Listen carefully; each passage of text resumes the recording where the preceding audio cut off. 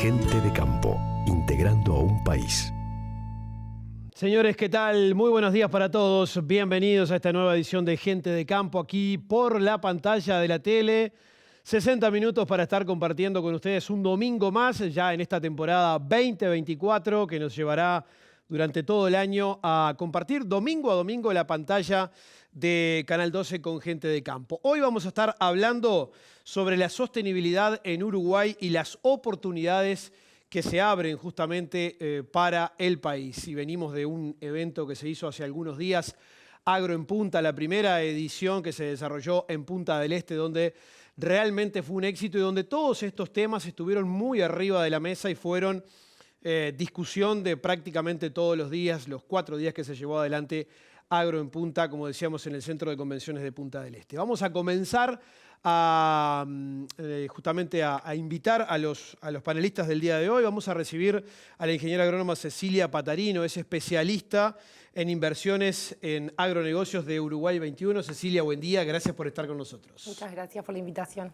Vamos a recibir también a la doctora Andrea Rusi, es experta en sostenibilidad y cambio climático de la empresa LSQA. Andrea, buen día, gracias por venir. Buen día, gracias por la invitación. Y vamos a presentar también al ingeniero agrónomo Gianni Mota, es jefe de innovación y soporte científico técnico del Instituto Nacional de Carnes. Gianni, buen día. Buen día, un placer estar acá en este panel. Nos vemos acá, además de lo que fue Agro en Punta también, ¿no? Sí, nos estamos encontrando bastante seguido. Nos estamos encontrando seguido, exactamente. Y recibimos también a Andrés Ollenar. ¿Cómo estás, Andrés? Buen día. Buen día, Juan Luis. Un gusto estar como todos los domingos y bueno, en este reinicio de temporada 2024. Exacto, muy bien. Bueno, nos vamos a ir de la mano de Clipex. Ya vamos a comenzar con el destacado de la semana. Dicen que en el campo las mangas hablan. Presenta Clipex. Esta zafra, renovate con Clipex. Aprovecha los 5 años de financiación de Banco República. Clipex.com. Invertí en bienestar. Bien, vamos a comenzar, Andrés, y vamos a arrancar hablando, o elegiste hablar, mejor dicho, del dólar. Sí, porque es una variable que siempre está presente y cada tanto la estamos comentando en algún destacado a lo largo del año, porque es muy relevante para la producción agropecuaria, por la incidencia que tiene y por lo que ha pasado en el último tiempo. El dólar cerró el año 2023 con una caída punta a punta del eje del 3%, cerró en los 39 pesos, incluso llegó a estar varios meses del año 23 por debajo de 39 pesos. En enero tuvimos una pequeña suba muy marginal de 0,4%, también punta a punta, pero moviéndose en el eje de los 39 pesos. En este arranque de febrero tampoco hemos tenido muchos movimientos, de hecho incluso en enero llegó a estar por debajo de los 39 pesos. El tipo de cambio real, que es un indicador que releva el Banco Central, tuvo una caída en el año 2023 del 3%. Esto obviamente asociado a es un indicador que refleja parcialmente cómo estamos frente a una serie de países competidores y socios comerciales. Ya habíamos tenido también una caída muy importante en el año 2022, ahí la depreciación del tipo de cambio fue aún mayor, el peso uruguayo se fortaleció frente al dólar, en 4 pesos, pasamos de 44 a 40 en esa oportunidad. Quizás el dato positivo del año pasado fue la baja de la inflación de 3 puntos porcentuales, pasamos de una inflación de más de 8% en el 2022 a 5,1% en 2023 y este arranque de año se mantuvo estable pese a la suba que tuvo puntualmente el rubro frutas y verduras, que obviamente está afectando el índice, pero en general el núcleo inflacionario está por debajo del 5%. Eso es una muy buena noticia para el país que ha convivido en los últimos 20 años con una inflación promedio del 8%. Se mantiene dentro obviamente del rango meta del Banco Central, que es de 3 a 6%. Esto es una buena noticia también, tener controlado los precios ya por unos cuantos meses. Respecto a qué puede pasar con el dólar, y bueno, los analistas están previendo quizás un tipo de cambio en el eje de los 40,25 para mitad de año y el cierre de año en 41,40. O sea, estamos hablando de que la evaluación esperada es muy similar a la evaluación de los precios del eje del 6%. O sea que no deberíamos tener un aumento del dólar más allá de los precios, por lo menos es lo que manejan los analistas que responden la encuesta mes a mes del Banco Central. En un escenario donde, como vamos a ver en la segunda placa, hoy las expectativas a nivel global están centradas en qué va a pasar con la tasa de interés de la Fed, que es el principal banco central del mundo y referencia para el dólar, obviamente. Está actualmente en un rango elevado en términos históricos, entre 5,25 y 5,5%. En un principio se había manejado que la tasa podía bajar quizás en el arranque de este año. Ahora, después de algunos datos de la economía de Estados Unidos muy sólidos y de empleo, esa perspectiva se comienza a diluir un poquitito más y ya el grueso del mercado está previendo que quizás se pueda dar una baja a mitad de año, recién la primera baja de la tasa, y que sería muy gradual. El presidente de la Fed ha sido muy cauto a la hora de manejar plazos para manejar la reducción efectiva de la tasa de interés en Estados Unidos. La inflación está relativamente controlada en Estados Unidos en el 3%, pero todavía no está en el rango meta de Estados Unidos, que es bastante más bajo, es de 2%, la meta de inflación de la Fed.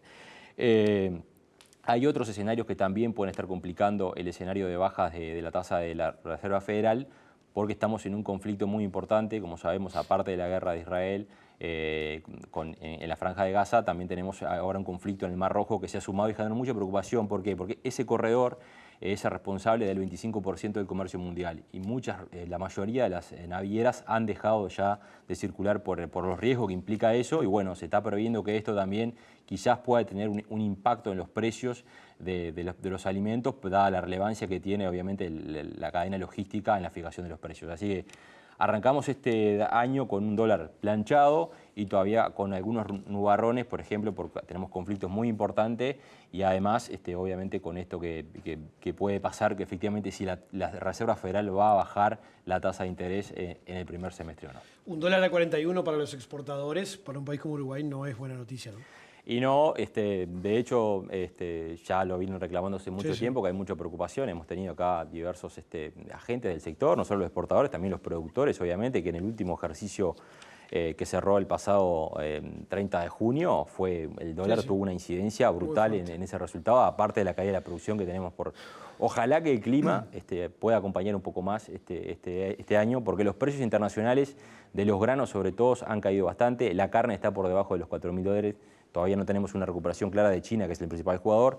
Los lácteos puede ser la excepción, que vienen por suerte de una buena secuencia. El arroz también está con un buen precio, pero en líneas generales no tenemos un boom de precios de materias primas. Bien, ya seguimos, Andrés, contigo. Nos pueden seguir en nuestras redes sociales, Twitter, Instagram, Facebook, como Gente de Campo UI, también en nuestro canal de YouTube. Si quieren, además, pueden ver los programas anteriores en la web tele12.com. Pausa la primera y ya regresamos. Cuchillos del Uruguay y Lorenzi, desde 1938. Fabricante de Franz Wenck Solingen, Sol y Cazador. Para obsequiar y obsequiarse. Tienda de campo, cuchillería y platería criolla. Contáctenos por WhatsApp 098-442-206.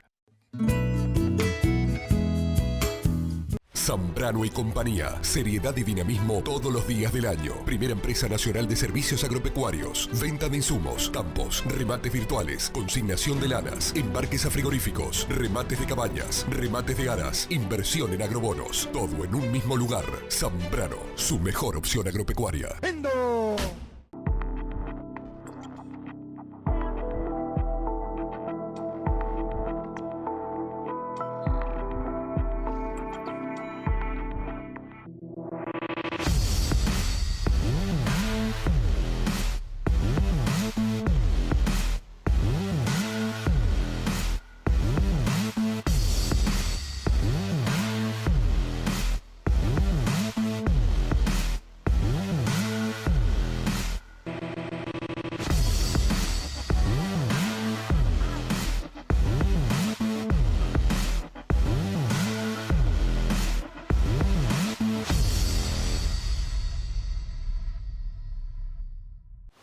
Dicen que en el campo las mangas hablan.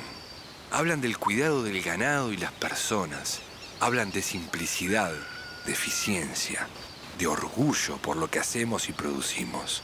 En Clipex trabajamos día a día para hacerlo posible. Esta zafra, renovate con Clipex. Aprovecha los 5 años de financiación de Banco República. Clipex.com. Invertí en bienestar.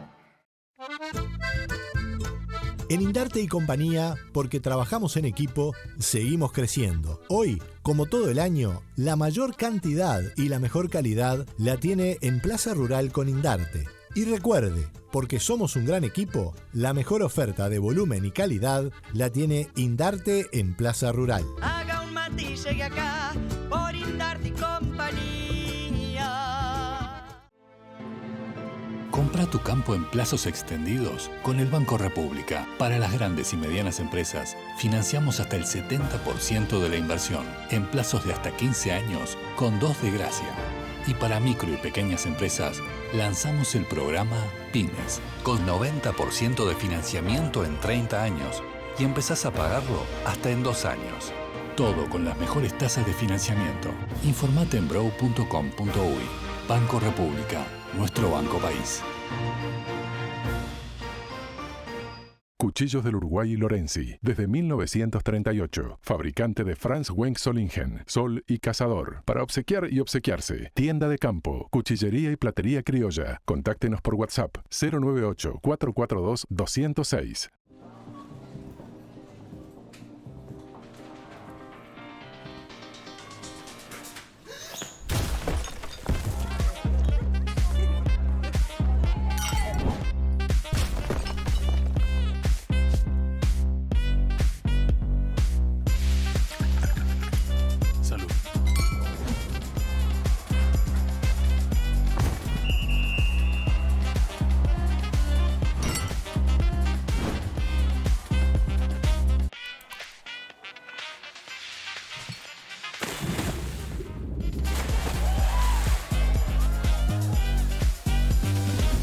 A donde vayas, caete con un Rosés.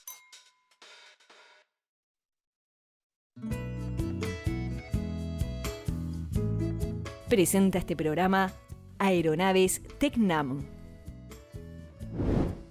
Vamos a comenzar a hablar del programa de hoy, la sostenibilidad en Uruguay y las oportunidades que se abren para nuestro país. En el campo, el tambo y el corral, siempre vacune con Morac. Y no se olvide, Morac es de IPRA, referencia en prevención para la salud animal del mundo. IPRA. Presentado por Zambrano y compañía, Zambrano remata calidad y cantidad, todas las razas en todo el país. Vea nuestra cartelera y súmese a la mayoría. Vemos y además escuchamos el informe que elabora todos los fines de semana nuestra compañera Mercedes Avín. Súmese a la mayoría con Zambrano. Haga solo buenos negocios. Catálogos, videos, preofertas en zambrano.com.uy. Todas las razas en todo el país. Zambrano, tu mejor opción agropecuaria. ¡Vendo!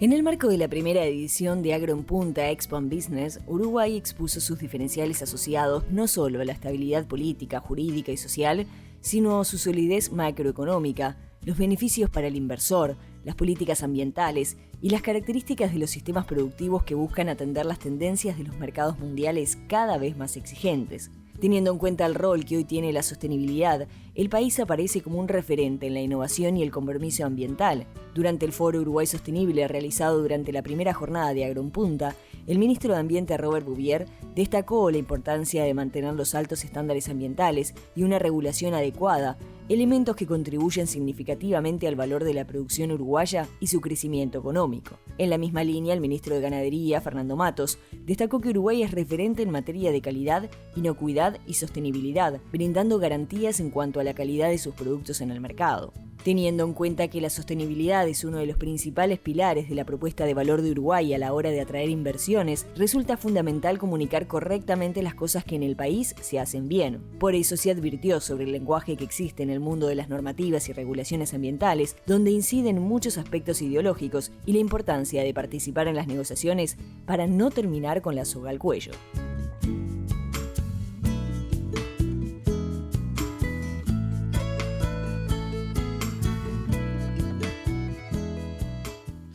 Bien, vamos a comenzar a hablar de lo que tenemos pactado. Veíamos imágenes ahí de lo que fue en el informe de Mercedes, de lo que fue el evento de Agro en Punta.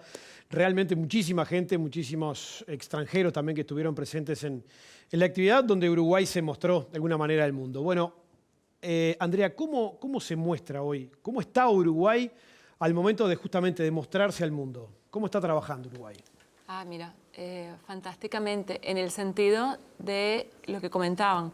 Hay una credibilidad que precede, ¿se entiende? Es decir, hay un camino recorrido y que, bueno, no todos los que están o todos los actores que están en esa arena pueden sacar frutos de esto, por más que estén haciendo muy bien las cosas, porque hay países y hay productores y actores que están haciendo muy bien las cosas, pero claro, va cuesta arriba poder entrar entonces o tener credibilidad en un etiquetado, en una producción, en una declaración ambiental.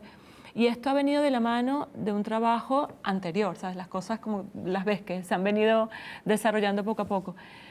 Uruguay se destaca, y a ver, una experiencia personal que tuvimos desde el SQA, yo involucrada en ella, cuando productores que estaban certificados en cierta medida con algunas declaraciones ambientales, colocando sus productos en Europa, este país de Europa nos manda a la organización un due diligence, una auditoría muy técnica, muy especializada tras de esa declaración tan controversial como puede estar hoy en día. Y caramba, para nosotros fue increíble porque era decir, es un desafío, ¿no? Es decir, estoy con las grandes ligas que me está preguntando y aquí, ¿sabes? Todo el equipo técnico atrás.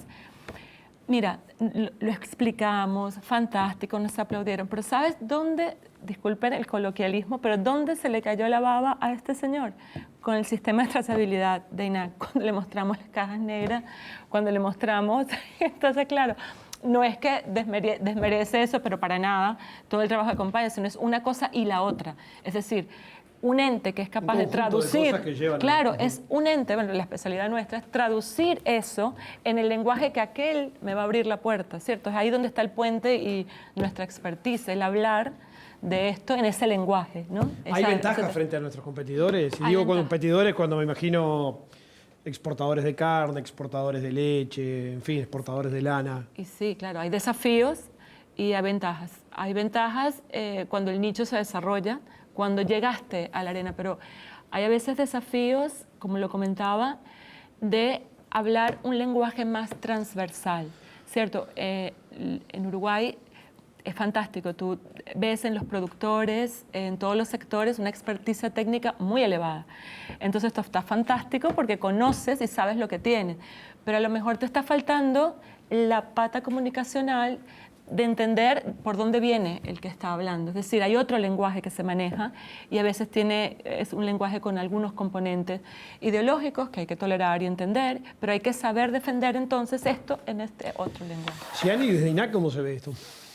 Bien, es una pregunta interesante porque nosotros también estamos en contacto con países y también con compradores.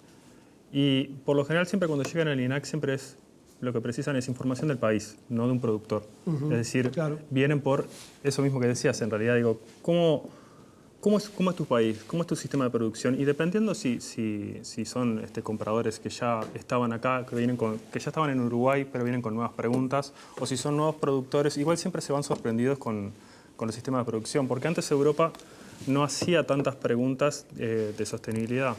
Sin embargo, a medida que aumenta esa preocupación por parte de los consumidores, porque siempre viene desde la demanda, siempre vienen con preguntas nuevas. ¿Y cómo es tu sistema de producción? Nuestro sistema de producción siempre fue basado a campo natural.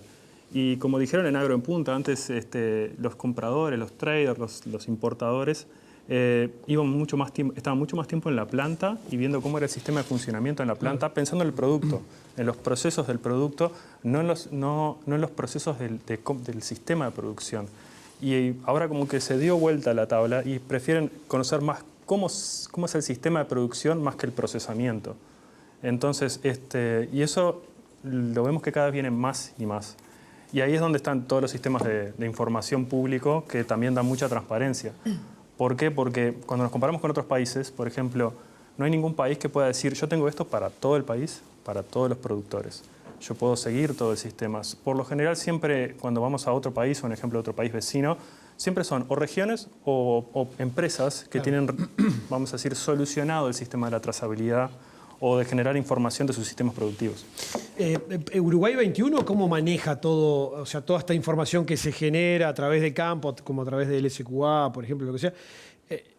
¿Y cómo lo evalúa, cómo lo muestra, cómo sale a vender el país? ¿Cómo lo ven eso ustedes? Bueno, sí, la sostenibilidad en realidad es uno de los principales pilares de la propuesta de valor de Uruguay a la hora de pensar en la atracción de inversiones. No solamente la sostenibilidad con el foco ambiental, sino también como se contempla en países con el foco social y de gobernanza, en los que Uruguay tiene un muy alto desempeño, no solamente si nos comparamos con países de la región, sino también comparado con los países más desarrollados a nivel global. Bueno, en aspectos ambientales, como comentaba Gianni, hay todo un sistema de producción ganadero que es excelente y que es súper sostenible. El hecho de intentar incrementar la productividad manteniendo el stock vacuno también es sumamente destacable. Hay muchas leyes y políticas en Uruguay que promueven esto, como la ley forestal, que son de larga data, la ley de protección de uso de suelos, y creo que todas estas cosas son cosas que desde Uruguay 21 compilamos e intentamos mostrar al inversor en el primer acercamiento que hay con el país, porque, como decía Gianni, es eso, quieren saber cómo nos manejamos no solamente en lo específico del negocio, sino también la estabilidad, la confiabilidad que el país ofrece, y creo que eso es súper destacado de nuestro país. Le quería consultar a Gianni, que es un tema que ha estado muy en el tapete últimamente, que han sido los compromisos que ha asumido Uruguay en materia de la huella de carbono y las emisiones de metano. Para la gente que no está muy empapada o sigue de cerca el tema, efectivamente, ¿qué es a lo que se comprometió Uruguay? Y también creo que había ahí también alguna preocupación de los productores en general, pero efectivamente cómo eso podía comprometer el crecimiento de la productividad, porque si no podemos emitir más, el stock tendría cierto techo y bueno, ahí se generan otros desafíos. Para que me hagas un resumen de ese tema, sé que es un tema complejo, pero bueno. ¿Cuánto tiempo tenemos? No, podemos hablar de esto, pero voy a tratar de hacerlo corto, pero tal vez una referencia a los compromisos pasados y que venimos cumpliendo muy bien. Primero, Uruguay tiene una característica muy particular, que es cuando hablamos de las emisiones de gases de efecto invernadero, que es algo que se está hablando mucho, y la contribución que tiene cada sector está muy atado también a su economía. O sea, países que son muy industrializados tienen perfiles de emisiones muy atadas al CO2 y nosotros somos un país bastante agrícola, entonces nuestro perfil de emisiones siempre está atado al sistema productivo. Y nuestro país, alrededor del 50% de nuestras emisiones es metano y es uno de los compromisos internacionales que asumimos en París. Cuando sometimos nuestros primeros compromisos en el 2015, los hicimos de forma relativa, es decir, nosotros prometemos ser más eficientes, pero vamos a seguir aumentando nuestra emisión, nuestra cantidad de emisiones. ¿Por qué? Porque somos un país en desarrollo, es decir, y queremos desarrollarnos. Y para eso, bueno, tenemos que emitir más. Hay otros países más desarrollados que han ido emitiendo para desarrollar su economía. Pero dijimos, lo vamos a hacer de forma más eficiente. Y lo logramos muy bien. Nos comprometimos a bajar un 32% las emisiones de metano por kilo de carne producida. Para el 2025 nosotros hicimos cálculos y en el 2021 ya lo habíamos logrado, es decir, hemos pasado esa meta. Y vinieron los nuevos compromisos, porque cada tanto hay que ir renovando e internacionalmente siempre nos presiona para decir, bueno, queremos más, ¿qué más nos puedes dar? Entonces, continuamos con un doble objetivo, se abrió. El primer objetivo es continuar con la misma línea, es decir, seguir siendo más eficientes, pero también se puso un techo a la emisión de metano. A la emisión de metano no para la ganadería, sino para el país. Es decir, la ganadería no es el único sector que emite metano, es decir, está la ganadería, está la producción de arroz, está todo lo que es la basura, todo lo que es los sumideros. Hay mucha emisión, efluentes, la lechería también. Y ese techo lo que hace es que es un techo no para siempre, o sea, uno puede en futuros compromisos ir cambiando ese techo. Y lo que pone cierta presión es, dado que el principal factor para aumentar la emisión es el aumento de stock, tenés que trabajar mucho más en ser más eficiente. Y ahí es donde, tienen que entrar las políticas públicas también. O sea, igual, de todas formas, si vos lo mirás, Uruguay ha sido muy estable en lo que es el stock. Entonces, no creo que el país vaya por un camino de aumento de stock, pero sí de aumento de la productividad. No sé si lo logré explicártelo. Quedó claro. Sí, Andrea, dale. Yo quería hacerte una pregunta, como un comentario y una pregunta, a ver si entiendo bien, porque me queda la duda, fíjate. ¿Qué es lo que nosotros vemos, no? Nosotros vemos unos productores que efectivamente tienen con qué, tienen prácticas y pueden desarrollar una eficiencia reportable, fantástico, que pueden contribuir a esto de las metas, muy bien.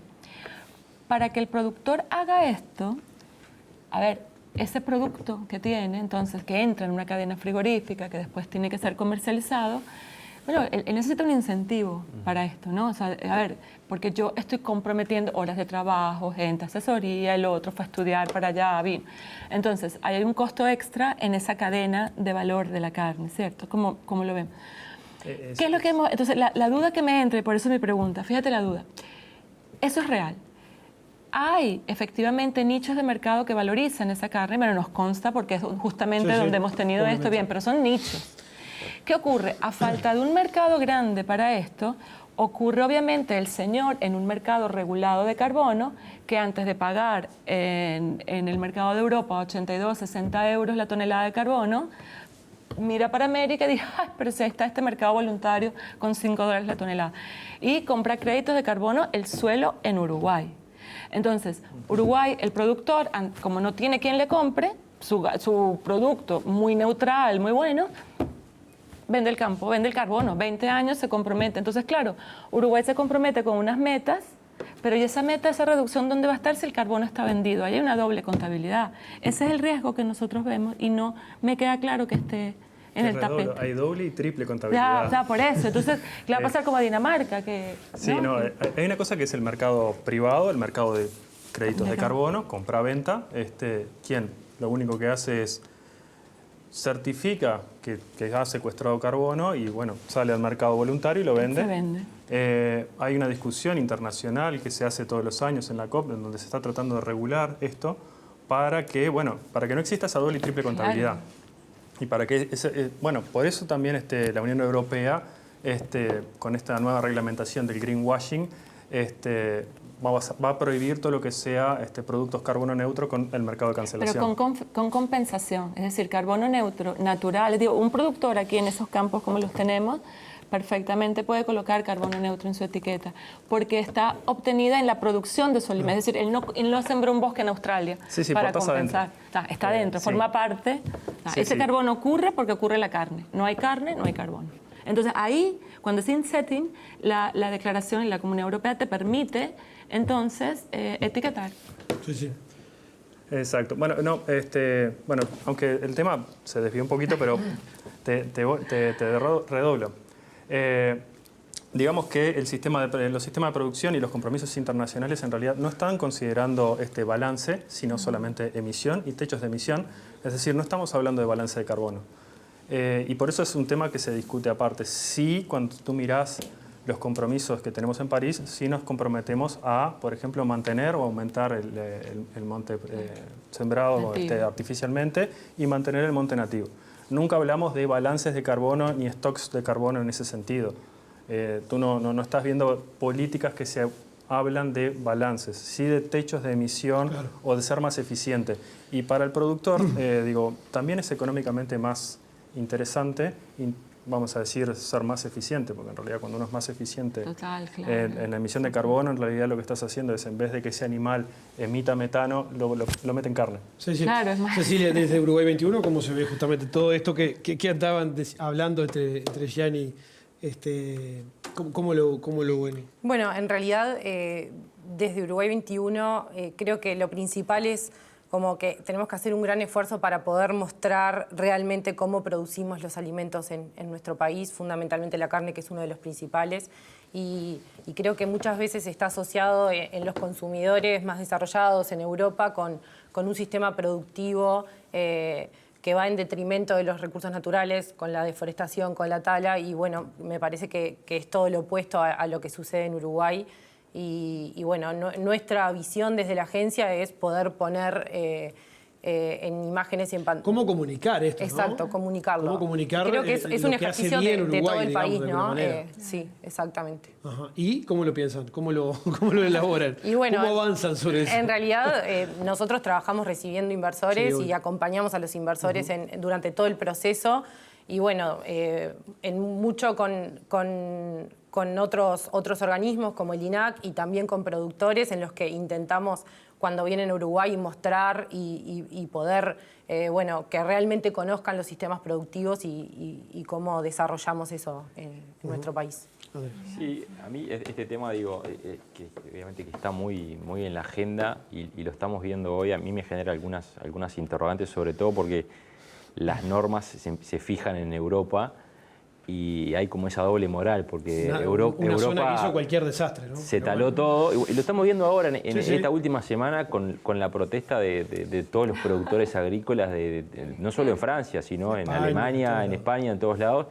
Y ahora esas exigencias, por la fuerte movilización, se están reduciendo, porque estaban prácticamente paralizando las economías de esos países. Entonces, a mí me genera como esa interrogante o sea, está bien ir el camino, pero el tema es que a veces los que están fijando las reglas, quizás en el pasado tuvieron otra política y ahora nos están exigiendo a países subdesarrollados, como es América Latina, unos estándares de producción cuando todavía, como decía Jan, estamos en el camino del desarrollo. Entonces, ahí lo que se puede plantear es que si nos llenamos de objetivos y de barreras, podemos estar comprometiendo el desarrollo de las economías que tanto lo necesitan. Entonces, ahí a mí me genera esa duda, sobre todo porque cuando se discuten, capaz que Gianni, que está en los foros, lo tiene más claro, de quiénes son los que realmente empiezan a fijar las reglas y después eso cómo termina decantando para los países subdesarrollados, como el caso de Uruguay.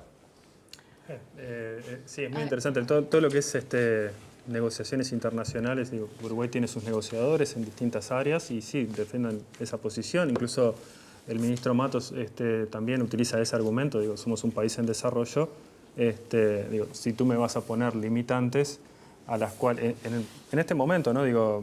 Voy a usar una frase que no es mía, y está en inglés, que dice, "The Sherwood Forest is no more", es decir, el bosque de Sherwood ya no existe, ¿no? Nos exigen, por ejemplo, deforestación.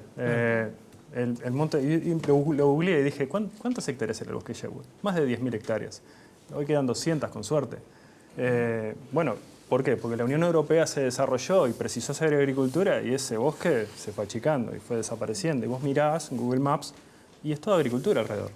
Entonces, no estoy diciendo que yo tengo que deforestar, porque particularmente nuestros montes nativos en realidad son ribereños. En realidad no son zonas agriculturizables. Nuestro gran recurso natural en realidad son las pasturas naturales, que en realidad ahí es donde está nuestra reserva de biodiversidad. También hay una visión de Europa muy hacia lo tropical, donde las reservas de biodiversidad están en ese tipo de forestas. Nuestras reservas de biodiversidad y recursos naturales están en los campos naturales. Sí. Nos tenemos que ir a la pausa. Optimizar los tiempos de tu negocio volando en tu propia aeronave. Aeronaves Tecnam, sustentables, económicas. E innovadoras. Te presentamos el modelo P2010 TDI, el más avanzado monomotor turbodiesel. Escanea el siguiente código QR y solicita información.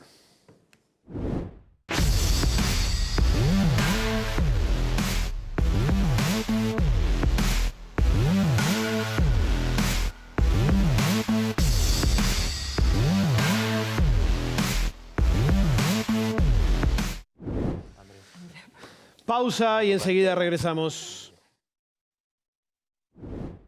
En estos momentos, el Banco República está junto a vos. Si ya tenés un préstamo del Grow y estás afectado por la sequía, te diferimos automáticamente el pago del préstamo por 180 días sin intereses. Por más información ingresa en grow.com.uy. Dicen que en el campo las mangas hablan. Hablan del cuidado del ganado y las personas. Hablan de simplicidad, de eficiencia, de orgullo por lo que hacemos y producimos. En Clipex trabajamos día a día para hacerlo posible.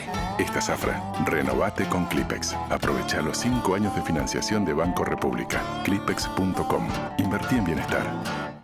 Cuchillos del Uruguay y Lorenzi, desde 1938. Fabricante de Franz Wenck Solingen, Sol y Cazador. Para obsequiar y obsequiarse. Tienda de campo, cuchillería y platería criolla. Contáctenos por WhatsApp 098-442-206. En Indarte y compañía, porque trabajamos en equipo, seguimos creciendo. Hoy, como todo el año, la mayor cantidad y la mejor calidad la tiene en Plaza Rural con Indarte. Y recuerde, porque somos un gran equipo, la mejor oferta de volumen y calidad la tiene Indarte en Plaza Rural. Haga un mate y llegue acá por Indarte y compañía. Si lo ves llorar, ya es tarde. La queratoconjuntivitis infecciosa causa graves pérdidas económicas y afecta el bienestar de los animales. En el campo, el tambo y el corral, siempre vacune con Morac. Y no se olvide, Morac es de IPRA, referencia en prevención para la salud animal del mundo a Uruguay. IPRA, Building Immunity for a Healthier World.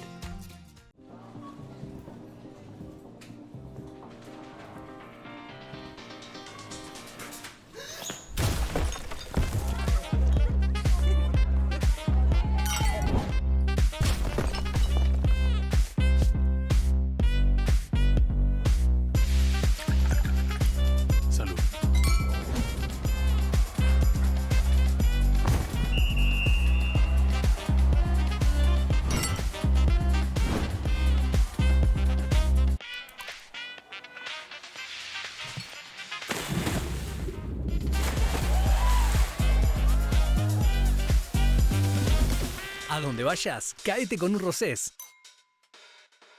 ¡Atención! Como siempre con la gran oferta de Plaza. Destacamos y recomendamos lotes en todas las categorías y en todo el país. Zambrano en Plaza Rural. Sume y súmese a la mayoría. ¡Vendo!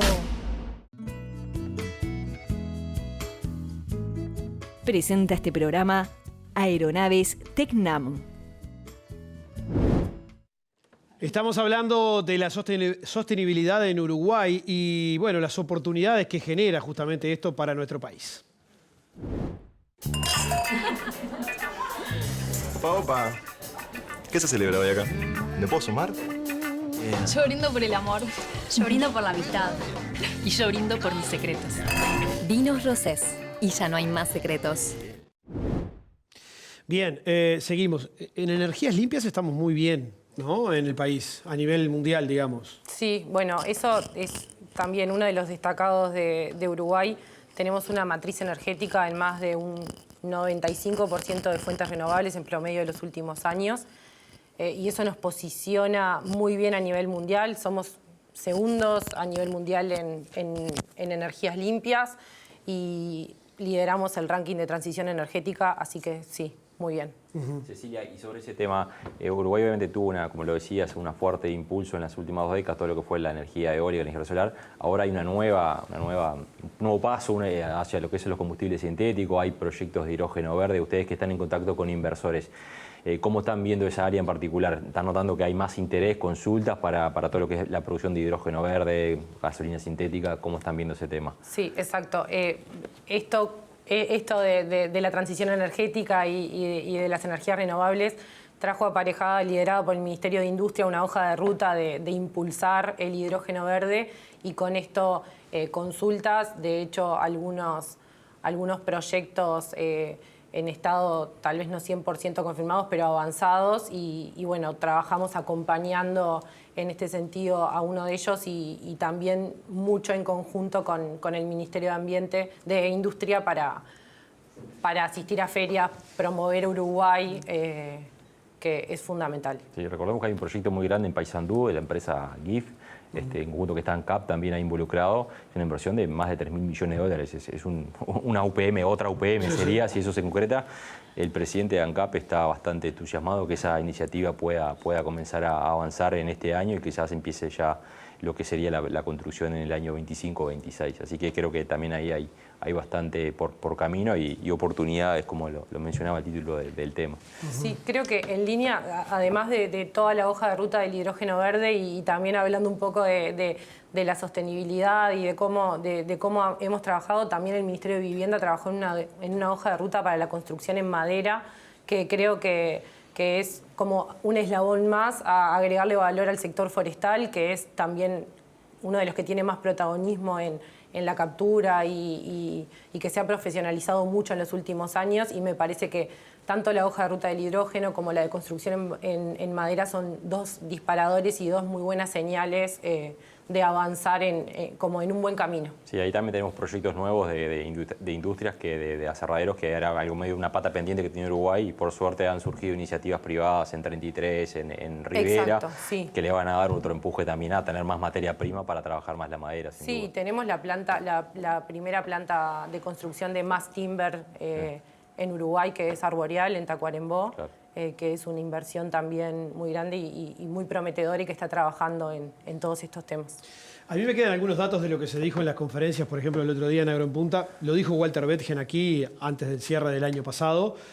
A ver, ayúdame vos de memoria, Andrés, pero creo que el 5% de la emisión de metano de todo el mundo corresponden a las vacas de todo el mundo, digamos, ¿no? Sí, sí, sí. Y Bethgen comenzó diciendo, si vamos a hablar de sostenibilidad, de medio ambiente y de cuidar realmente... Bueno, estos son los números, muchachos. Las vacas son el 5% del problema. Sí, exactamente. Ahí la energía era por lejos casi el 80%. Casi un 80%. De todo lo que son obviamente las exploraciones de yacimientos de petróleo y de gas en el mundo, que ellos tienen las emisiones más altas a nivel absoluto. Por eso que a veces te hace mucho ruido cuando se pone tanto foco, como dirás, Andrea, o no, en el metano. Claro, en el metano. Sí. Es que me quedé pensando que, si bien es cierto, todo eso, incluyendo a los fósiles, no llega al 0.05% de la atmósfera. Es decir, estamos hablando de un impacto que se diluye en una atmósfera que, ¿sabes? No sé si ven que el número es muy chiquito. Entonces, esto no quiere decir ni venga ahora una etiqueta de negacionista del cambio climático, muy lejos de esto.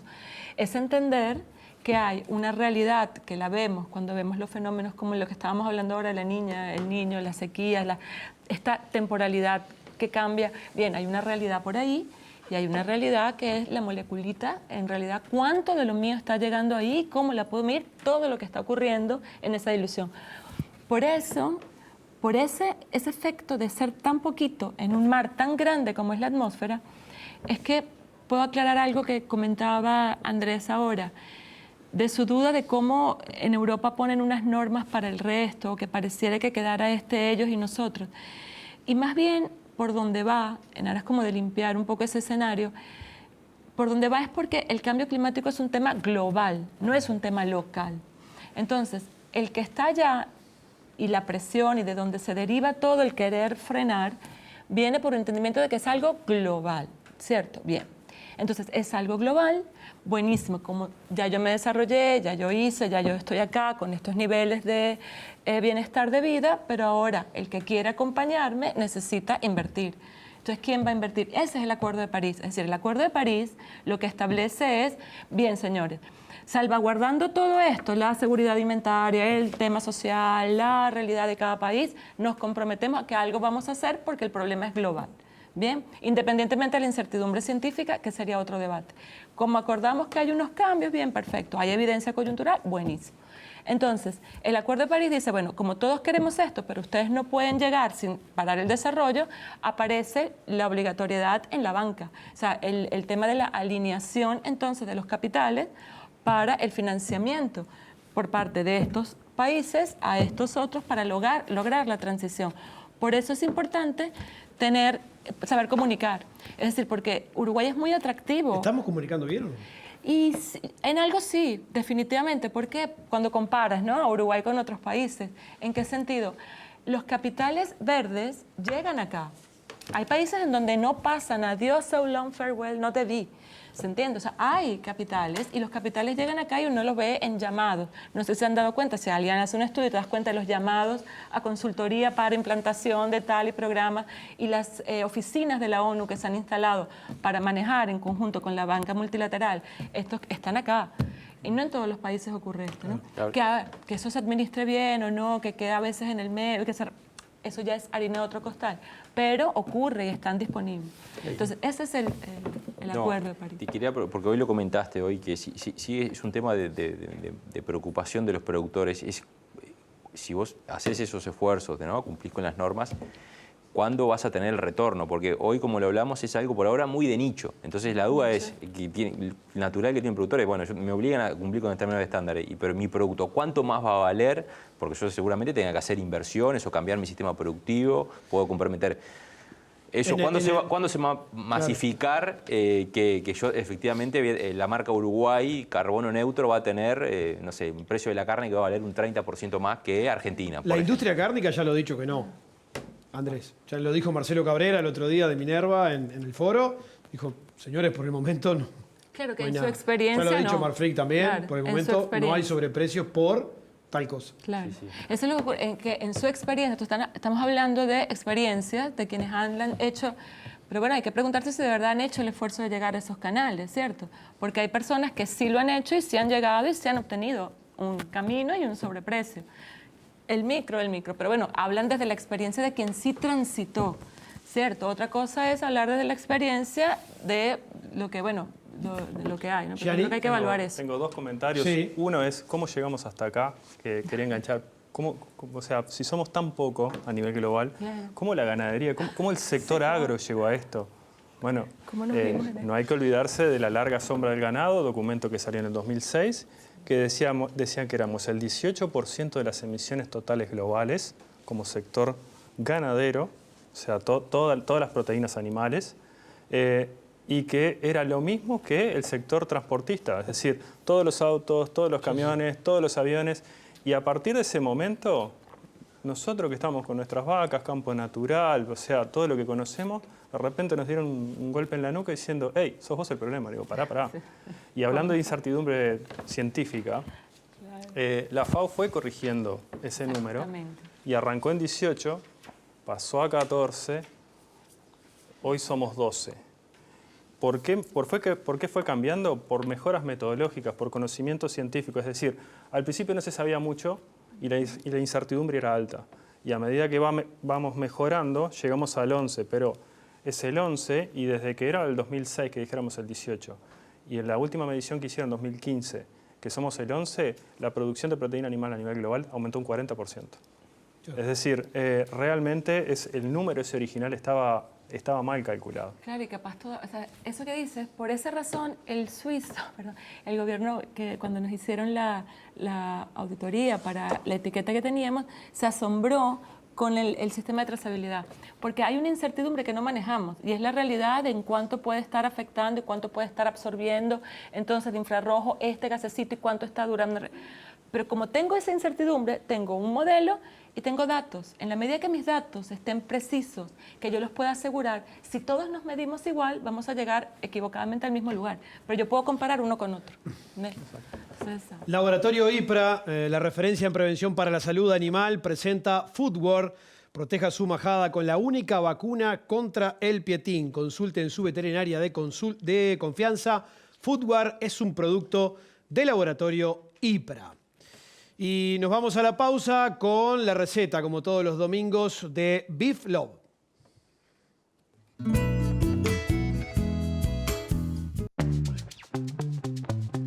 Soy Alicia Patela y hoy hacemos picaña de cordero rellena con puré de arvejas. Es una carne sumamente tierna y muy sabrosa.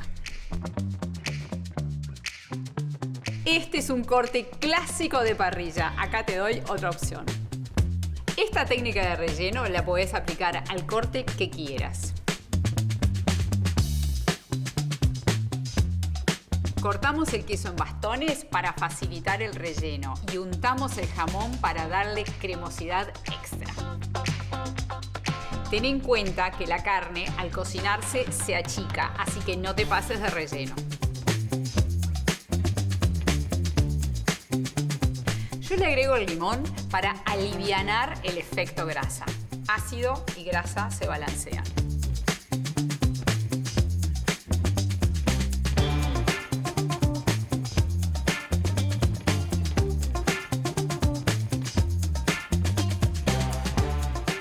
El secreto de un buen puré: leche, crema, queso y nuez moscada. La papa lleva nuez moscada.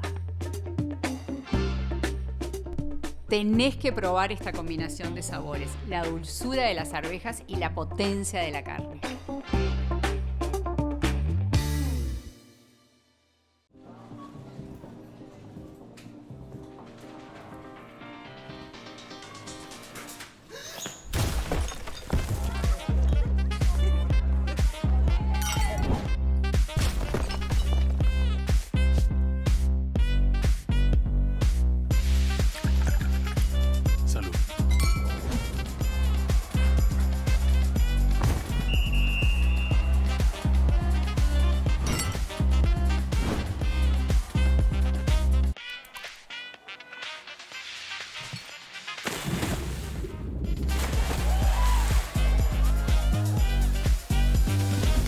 A donde vayas, cáete con un Rosés. Dicen que en el campo las mangas hablan. Hablan del cuidado del ganado y las personas. Hablan de simplicidad, de eficiencia, de orgullo por lo que hacemos y producimos. En Clipex trabajamos día a día para hacerlo posible. Esta zafra, renovate con Clipex. Aprovecha los 5 años de financiación de Banco República. Clipex.com. Invertí en bienestar.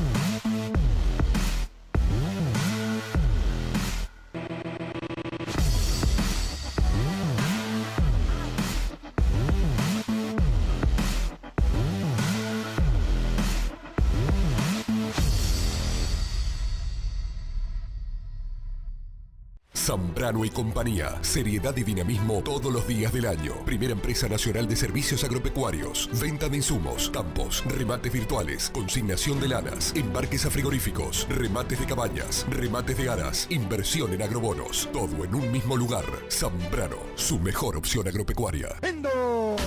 Cuchillos del Uruguay y Lorenzi, desde 1938. Fabricante de Franz Wenck Solingen, Sol y Cazador. Para obsequiar y obsequiarse. Tienda de campo, cuchillería y platería criolla. Contáctenos por WhatsApp 098-442-206.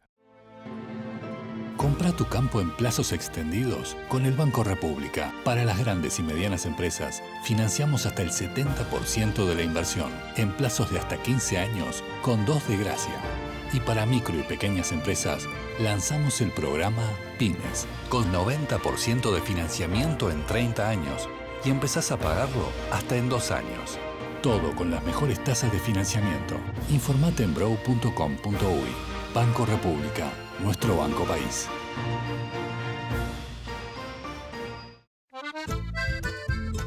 En Indarte y Compañía, porque trabajamos en equipo, seguimos creciendo. Hoy, como todo el año, la mayor cantidad y la mejor calidad la tiene en Plaza Rural con Indarte. Y recuerde, porque somos un gran equipo, la mejor oferta de volumen y calidad la tiene Indarte en Plaza Rural. Haga un matiz, llegue acá por Indarte y Compañía.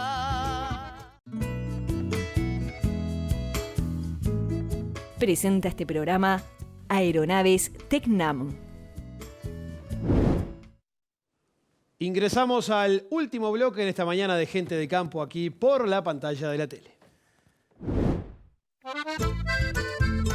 En Indarte y Compañía, la mayor cantidad y la mejor calidad la tiene en Plaza Rural con Indarte. La mejor oferta de volumen y calidad la tiene Indarte en Plaza Rural. Muy bien, 5 minutos finales, Andrés. Sobre fin del año pasado, el INAC te relanzó la marca de la carne uruguaya, Uruguay Meat.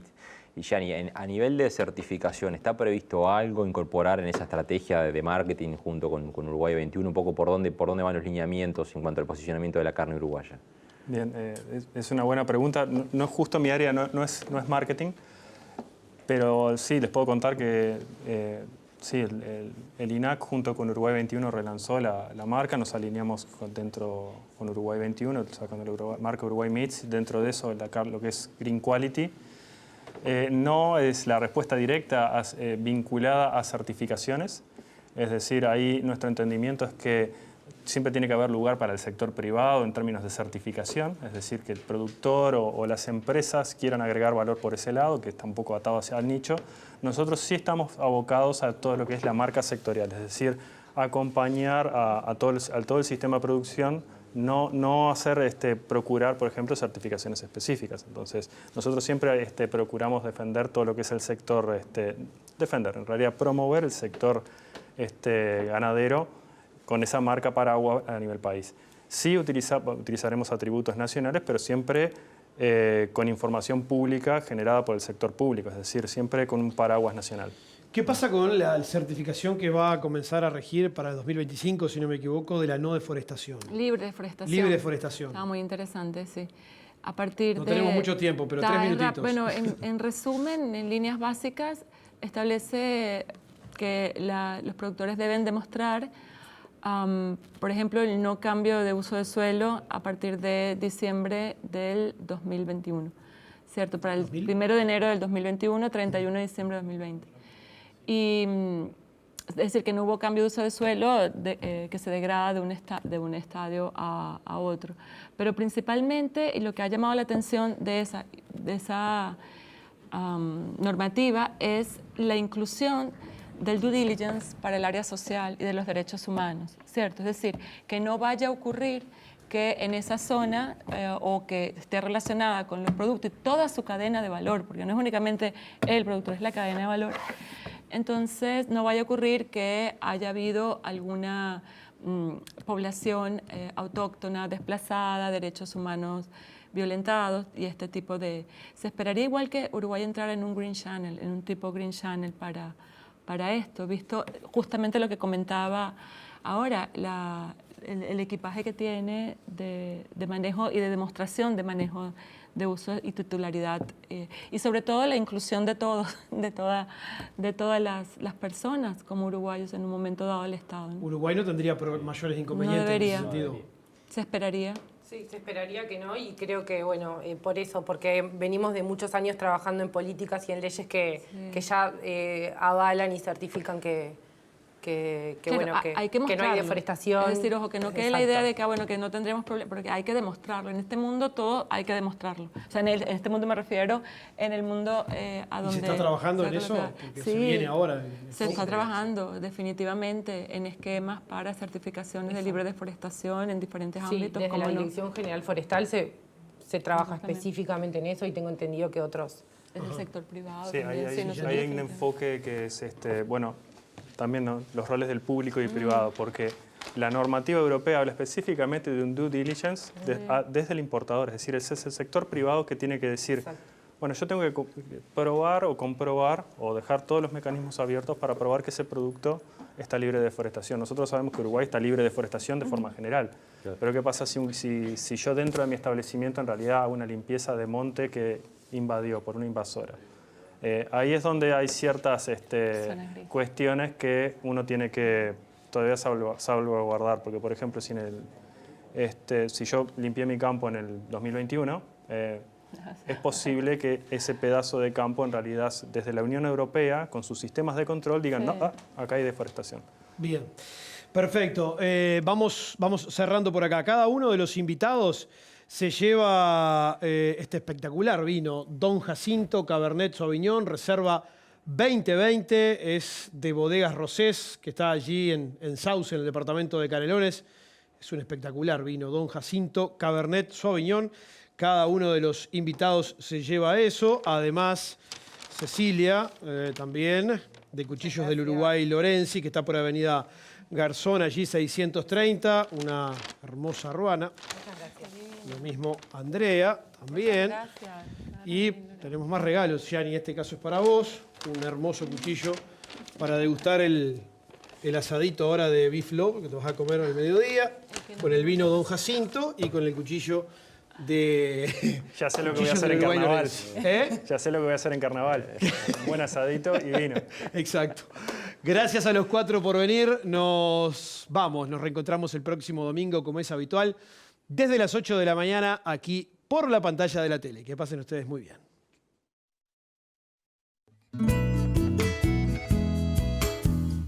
fue una producción de Inversa, Comunicación y Desarrollo, y Álgebra, Comunicación aplicada al agro.